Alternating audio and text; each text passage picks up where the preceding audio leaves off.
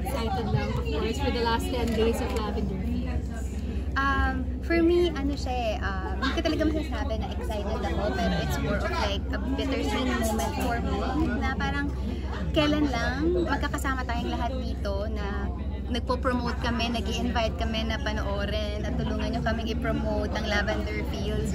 And now, nasa last parang 2 weeks na lang matatapos na, parang grabe. Sabi ko nga eh, parang yung lahat talaga ng bagay na nagsisimula, wala namang ibang pupuntahan, may katapusan talaga. Pero ang pinaka-importante doon is yung mga nangyayari in between, yung journey, yung process. So, I'll forever be grateful for that. How was the journey so far ng Lavender Fields? Ano yung pinaka nadala mo from the serye? Na tingin mong madadala, alam ko nagpapagbag ka, di ba, ng character, pero yung learnings lang na natutunan mo making this?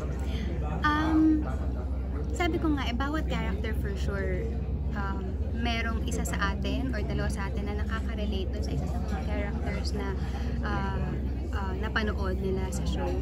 But ako for me, lesson talaga for me is we all wear masks. We all wear masks for a reason. Kung ano man yung reason natin na yun, hindi natin pwedeng i-judge ang isa't isa for doing so. Minsan ginagawa natin maaaring because we want to protect a loved one, or maybe it's because meron tayong ipinaglalaban. But then, we can't wear that mask for so long. At some point, kailangan mo siyang hubarin.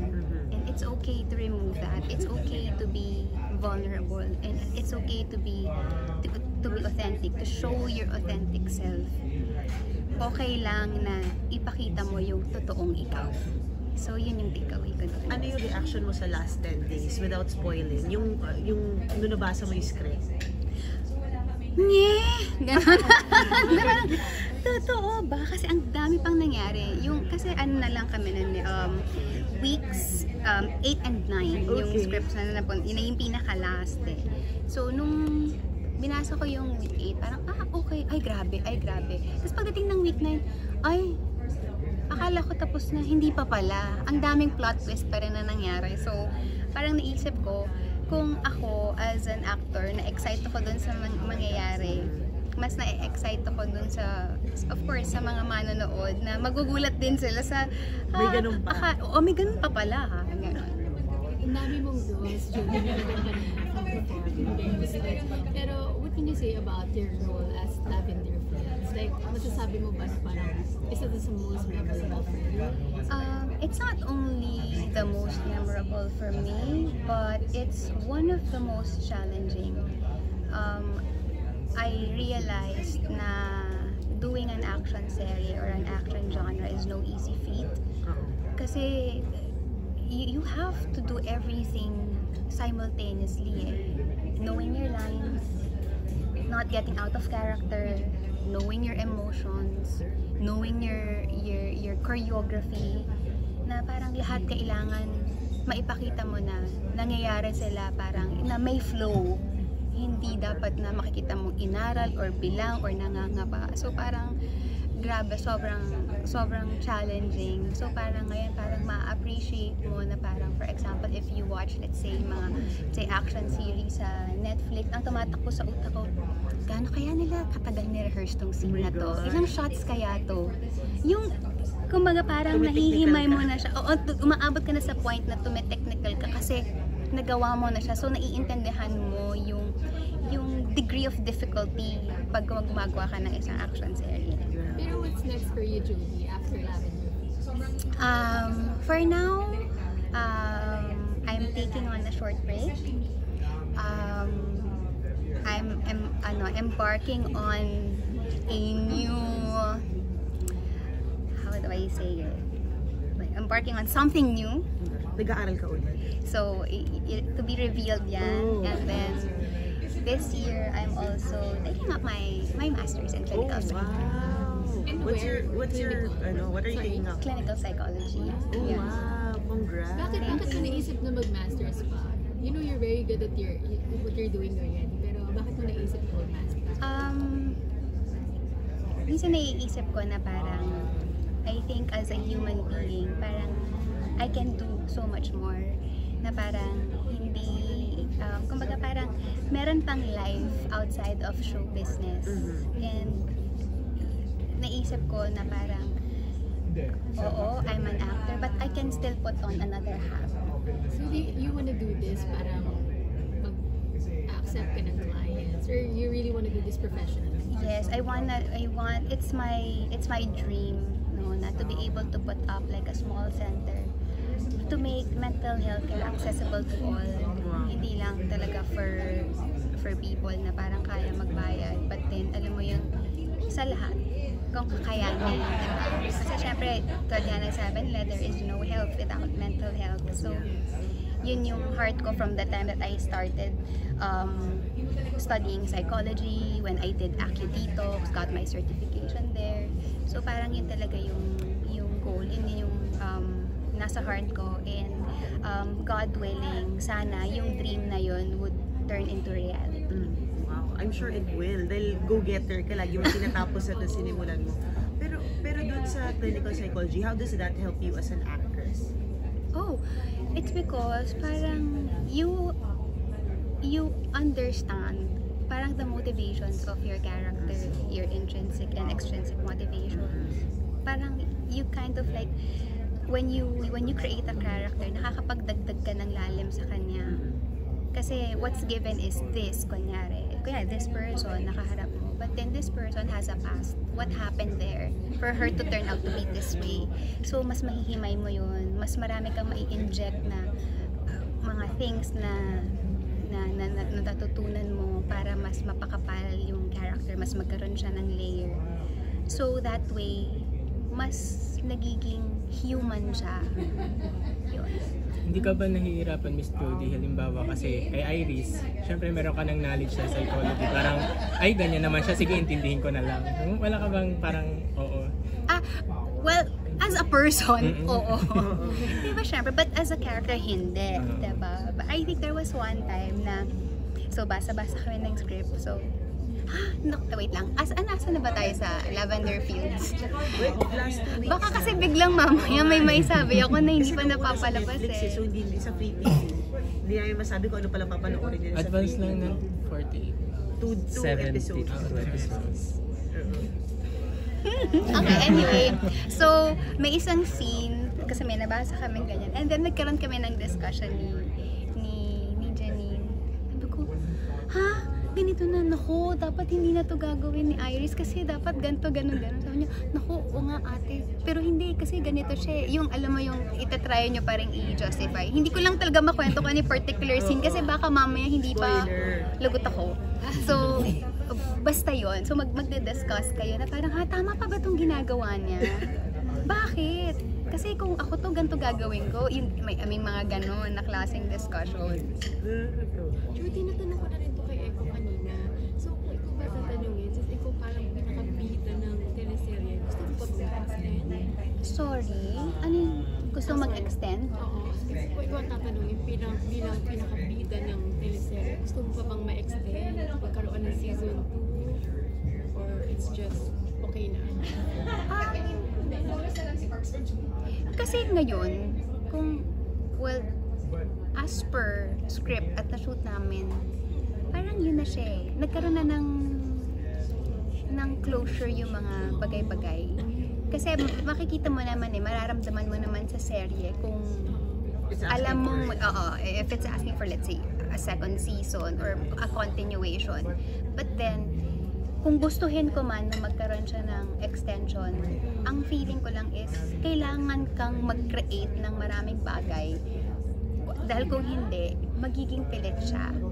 But if you're going to ask me, my personal opinion is, sakto na nag-end na dito si Lavender. Pero ending on a high note kasi ever since sa top 10 siya.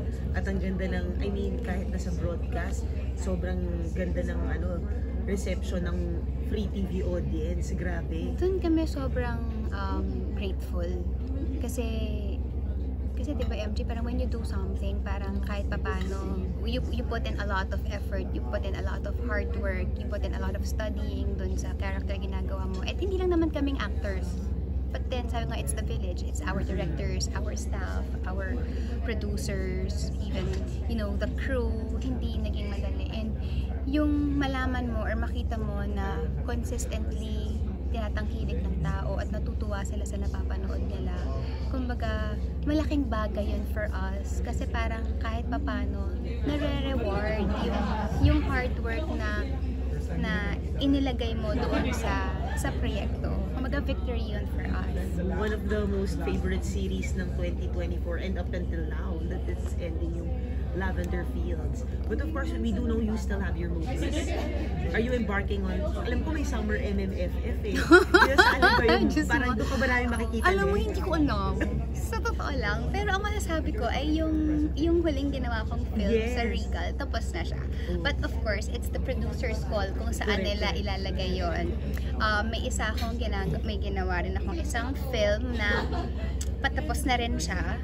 Itong January namin matatapos. Mako-complete yung filming.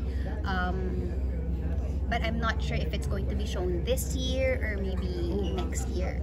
So, meron pang dalawang May pa ng bala. May bala pa. Kaya siguro pagod na rin ako. Kaya pala may kaya pala nakaka-travel. Yes. Kasi kumbaga, binuhos ko lahat ng 2024. So, normally pag June, okay, meron akong 3 weeks or kunyari, 2 weeks, 3 weeks na break. Kasi winave ko na yun. Kumbaga, mag-iimpok ako ngayon para Kung gabangko ka. nagbangko ako. I love it. Okay, going back to your studies, kailan mo to start tong master's? This year. This year. This year na rin siya. Ilang years siya? 2 years, 27 months, including yung practicum. Pero Judy, ang sipag mo. Ang sipag mo. Kasi parang, alam mo yun, ang dami mo nang ginagawa. Pero ito pa rin, studies pa rin talaga, priority.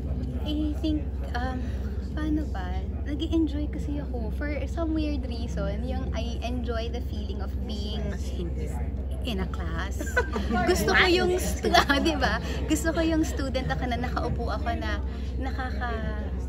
nakaka-learn ako ng mga bagong things. Parang that sparks joy in my heart. I mean, it fascinates me. Para akong pag may nalalaman akong bago, natututunan akong bago, kinikilig ako.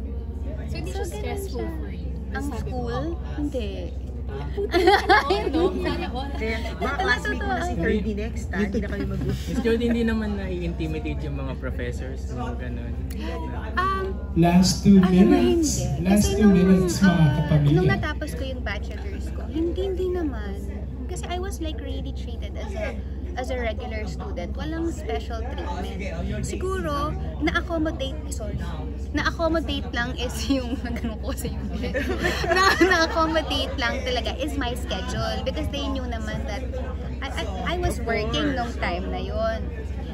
Yun, but then, kung ano yung binibigay na, let's say, homework or tasks or quizzes, exams, and all, pare-pareho. So, walang, sige, ano ka muna dito, pass ka muna dito. Kung ano yung date ng submission, submit ka. Filtrate. Commitment yun eh. I love it, studios. Studios ka? Oo. Ang hirap. Baka feeling ko mahirap kang kaklase. Feeling ko mahirap kang kaklase. Pwede mo akong kopyahan. Pagkakasya mo ako, hindi, joke lang. Pero may- Joke lang. Miss Pero Jody, baka may pag- nakikreate ka bang friends doon? Sa school? Oh, yes. May mga, may mga nakasama ako na hanggang ngayon in touch pa rin kami.